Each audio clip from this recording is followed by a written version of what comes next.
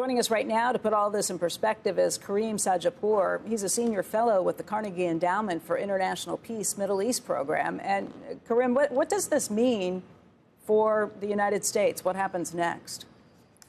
It's an important question, Becky. I think in the near term, it means very little for the United States, and that Ebrahim Raisi, as president of Iran, was not a powerful person. He didn't oversee Iran's external conduct, Iran's activities in the Middle East, Iran's nuclear program, nor is he that powerful internally. What's most important here for the United States is what it means for succession in Iran.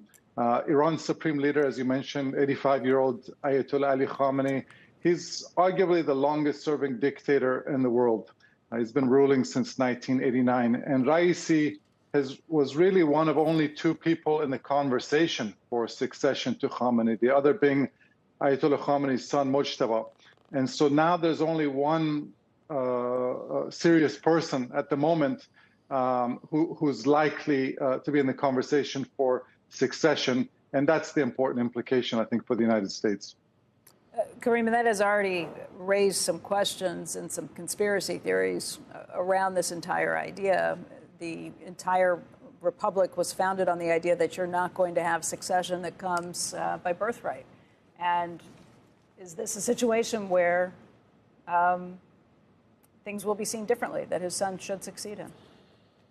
That's also, yes, absolutely, Becky. That is an important question. And Iran has a highly conspiratorial political culture. And I think few people are likely to believe that this was merely an accident. And, if indeed Ayatollah Khamenei is succeeded by his son, Mojtaba, I think that only further undermines the legitimacy of a regime which already has threadbare legitimacy. So I think in practice, what ends up happening, it's very difficult to obviously speculate about the politics of any country, but I think given the lack of legitimacy and popularity of Khamenei's son, he will be even more reliant on the Revolutionary Guards, on the military, to maintain order. And I think what essentially Raisi's death does, in my view, is it hastens Iran's transition to either military rule, or it hastens the implosion of a regime which in many ways is like the Soviet Union. It's just ideologically bankrupt and increasingly economically bankrupt. A Revolutionary Guard, you mean the military kind of taking over from the Khomeini? Right now, Iran in many ways is already a military-led government, and that at the top of the pyramid, yes, you have the Ayatollah Khamenei, but below him, the Revolutionary Guards have become the most powerful political and economic institution in the country.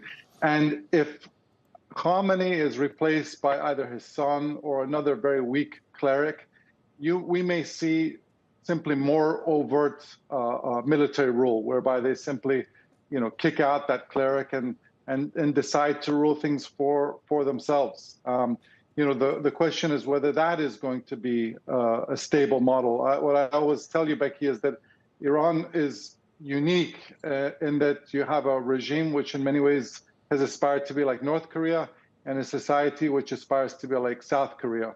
And that gulf between the ruling and the ruled is unsustainable forever.